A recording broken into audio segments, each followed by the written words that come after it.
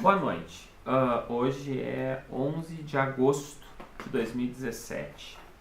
Então, continuando o que nós conversamos, né, dando continuidade ao último encontro, o que tratamos no último encontro. No último encontro, nós conversamos sobre os rituais, né, os rituais de Umbanda. Falamos de amacia, falamos de cruzamento, falamos de batizado, falamos um pouco do congá, dos assentamentos vibratórios. E hoje eu deixei para falar sobre os elementos usados na Umbanda. Então a gente vai conversar um pouquinho dos tipos de elementos que nós usamos dentro da Umbanda.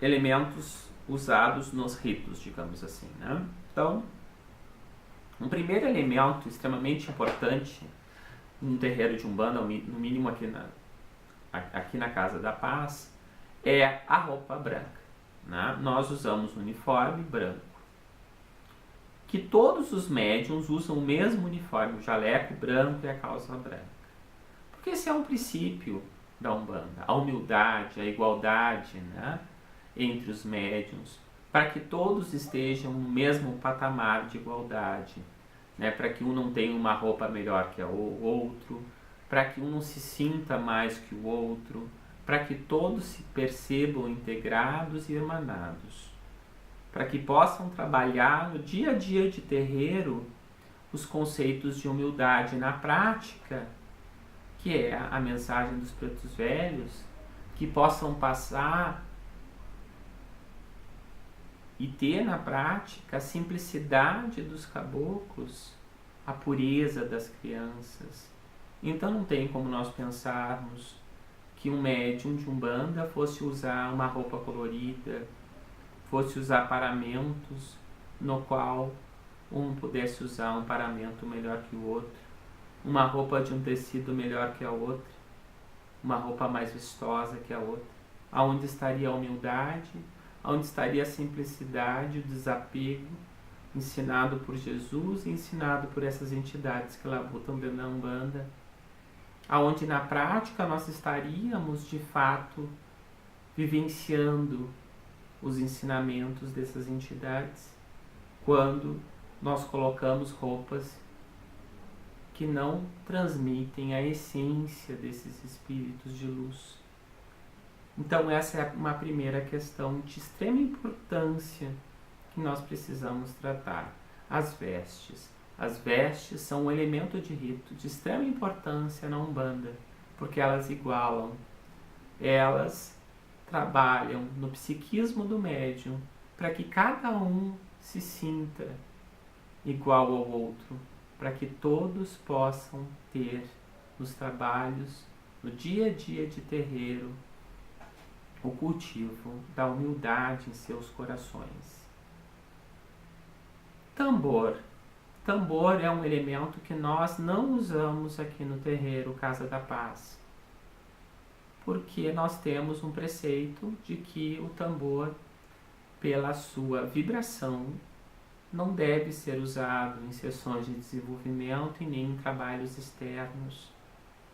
Pelo nível vibratório, pelas ondas vibratórias que ele emite, né, podendo causar transes anímicos de maneira desordenada, falsas incorporações. Então, por isso nós não utilizamos. Não temos também ogã, e se tivéssemos não usaria. Essa é a orientação do cacique do terreiro. Respeitamos outros terreiros que pensam diferente, mas aqui nós temos essa ordem. Com uma autorização no máximo, se tivesse um ogã, de usar num trabalho de descarrego específico, num dia de limpeza, mas não em sessões públicas e não em trabalhos de desenvolvimento.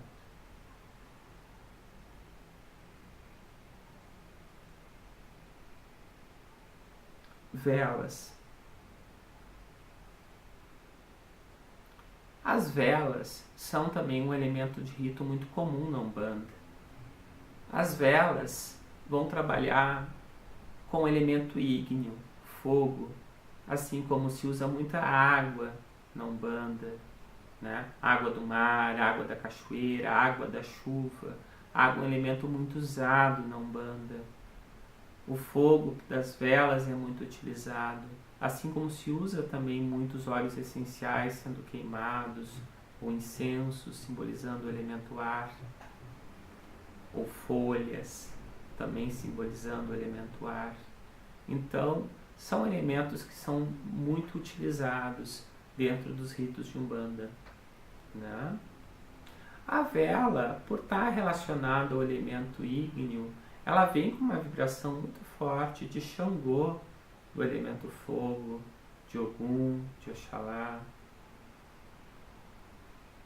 Embora nós possamos ter cores diferentes e cada vela ser oferecida para um orixá ou para uma entidade, nós sempre vamos ter na vela a energia desses orixás presente, por atuar no elemento fogo.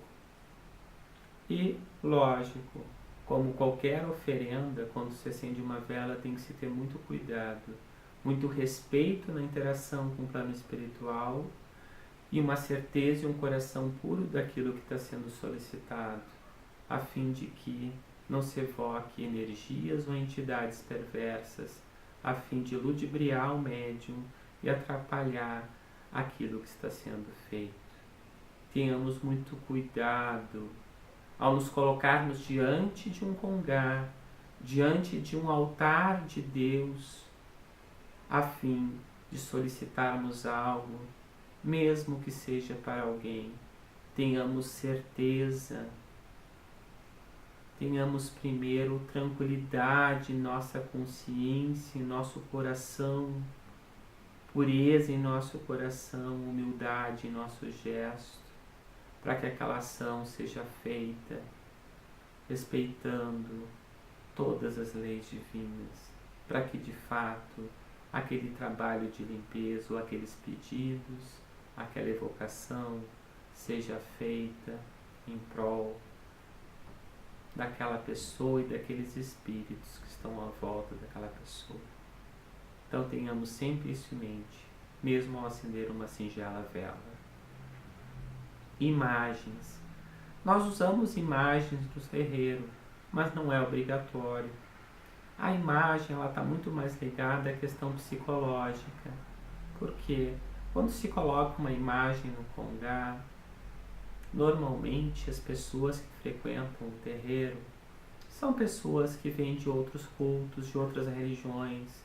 Muitos se dizem católicos, muitos vêm de práticas na qual eles reconhecem na imagem um santo. E ao olhar para aquela imagem, eles acabam se conectando ao congá, se conectando àquele santo, se conectando a aquelas energias, tendo bons pensamentos. Então, por isso a imagem ela é muito mais um fator atrativo de conexão psicológico do que de efeito energético. Ela representa muito mais algo para lidar com o psicológico daquelas pessoas que estão ali, trazendo-lhes lembranças, estimulando a sua fé, do que pura e simplesmente um elemento de rito que tem um significado energético, diferentemente dos otás e dos assentamentos. Né? Tanto que não é obrigatório ter imagens em terreiros de Umbanda.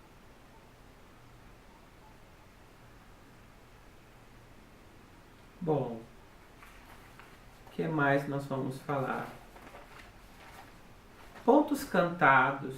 Os pontos cantados também são um elemento de rito dentro da Umbanda. O que se pretende com o ponto cantado? O ponto cantado, ele é um mantra. Ele evoca uma entidade, um caboclo, um preto velho. Então ele tem essa função de evocar, de chamar, mas ao mesmo tempo o ponto cantado, ele equilibra o emocional do médium, ele equilibra o mental do médium, porque as ondas saídas do laríngeo vão trabalhando o emocional daquele médium, a mensagem que está sendo passada vai conectando aquele médium a formas, pensamentos positivas, para que ele vá se preparando, para que a energia dele vá se utilizando, para que ele vá elevando o seu padrão vibratório, a fim de ter uma boa incorporação com uma entidade de luz. Um ponto cantado tem o seu mistério, que vai além da questão evocatória, que vai além da questão energética, vibracional, porque um ponto cantado é uma forma com as quais entidades também trabalham. As formas, pensamentos, chamam elementais, evocam forças da natureza, plasmam formas, pensamento dentro do terreiro. Isso tudo auxilia nos trabalhos de Umbanda. Então, um ponto cantado deve ser feito com muito respeito, com muito cuidado. Ponto cantado não é para ser feito gritado, correndo. Ponto cantado é para ser falado letra por letra, palavra por palavra, e, se possível, mentalizando a mensagem que aquele ponto está cantando, para que não saia da boca para fora, para que seja sentido e vibrado no coração de cada médium. Essa é a função do ponto cantado, no meu entender. Os brados e os assovios, assim como o ponto cantado, eles vão ter também essa função de equilibrar a energia do médium. Mas o brado ou assovio, ele tem também uma finalidade de firmar a incorporação. É muito comum uma entidade, quando está chegando na Terra, ou está começando, ele vai incorporar, ela dá o brado. O brado vai mexer com todos os chakras daquele médium, vai equilibrar toda a energia dele e vai facilitar, firmar a incorporação. Cheguei, estou aqui. Eu sou o caboclo tal. Eu sou o falangeiro tal. E por isso o brado e o assobio, como uma das finalidades, é só essa? Não. Também um assovio de um caboclo pode ser um chamamento de um elemental para aquela entidade que trabalha com elementais, com silfos, com fadas, elementais do ar. E essa seria uma maneira daquela entidade evocar. Então, nós temos que ter tudo isso em mente quando uma entidade dá um brado ou dá um assovio. O que mais que é feito, que é comum se ter dentro da Umbanda? Estalar de dedos. O caboclo, quando estala os dedos, dando esses pulsos magnéticos, ele está ajustando os chakras do médium. Ele vai estar também, ao ajustar os chakras, descarregando o médium, limpando o corpo astral, né, do médium, perispírito do médium, e ao mesmo tempo que ele ajusta, em algumas situações ele pode estar determinando a doação de prana para algum trabalho, ou para alguma pessoa, para algum espírito necessitado. Então, a finalidade do estalar de dedos está muito ligada a essa questão, né, de doação energética, doação de prana, de ajuste de chakra, de descarga. Mas, porque cada, né, dedo aqui vai ter uma ligação com os plexos do médium. Mas é lógico, a intenção na hora que o caboclo está fazendo o estalar é que vai determinar se ele está fazendo aquilo para ajustar os chakras, se ele está fazendo aquilo para doar energia, se ele está fazendo aquilo pura e simplesmente como pulso magnético para determinar alguma coisa, um desdobramento dos corpos, como pode ser feito também uma ordem com pulsos magnéticos. Então, o estalar de dedos ele vai ter N significados de acordo com o que a entidade incorporada determinar pelo seu mental. Bater palmas. Bater palmas também se usa, né, dentro da Umbanda eu acho que tem que ser usada com mais cuidado, bater palmas, porque ao bater palmas, tu cria um atrito com os chakras, com os polos das mãos, e quando isso acontece, tu tem uma explosão magnética, é como se tu explodisse uma bomba energética. Então isso se usa na hora do descarrego. A entidade vai fazer o passe e bate palma. É como se tu criasse uma bomba de ectoplasma para disuadir aquelas formas, pensamentos, aqueles miasmas. O choque que dá de uma mão com a outra é como se saísse faíscas e aquilo explodisse. E automaticamente, como se estivesse usando uma pólvora, estourando uma pólvora, aquilo limpasse a aura daquele consulente que está ali tomando passe. Para isso é a palma. Mas a palma, ela vai acarretar desgaste energético e por isso ela não vai ser usada de maneira aleatória, como vamos bater palma por bater palma. A palma, ela tem um sentido magístico, ela tem uma finalidade, que é para a hora do descarrego. Bater cabeça. Bater cabeça, para mim, é um gesto de humildade, é um gesto no qual o médium chega no terreiro e se coloca ali à disposição do seu mentor, da espiritualidade. Ele mostra ou tenta de alguma forma se mostrar conectado à terra, mostrando que da pó ele vem e do pó ele vai voltar, mostrando que ele está ligado à natureza, mostrando que ele está ligado à mãe natureza de todas as formas, né? Então, bater cabeça tem esse significado, mas o bater cabeça também tem o significado de, naquele momento, o médium se mostrar humilde e se mostrar ali à disposição para o trabalho do caboclo, e ao mesmo tempo ele vai estar afirmando a sua atividade do dia, né, o seu trabalho do dia. É uma maneira também de firmeza bater cabeça, né? É uma forma de firmeza na qual o médium se conecta com seus mentores e orixás. Bom, o que mais que nós precisamos comentar? Vestes, tambor, guias. Guias. Bom, a guia, ela tem uma finalidade que, no meu sentir, a guia funciona, quando preparada adequadamente, como um escudo protetivo. Então, do que são feitas as guias de Umbanda? Podemos fazer guias de cristais, que são um elemento vivo. Nós podemos fazer guias de sementes, né? Que também são elementos vegetais vivos, não minerais, como os cristais, né? Então, tu pode ter uma guia de qualquer tipo de cristal, tu pode ter uma guia de sementes, de olho de cabra, de olho de boi, tem vários tipos de semente, agora não me vem ao nome, né, à mente todas.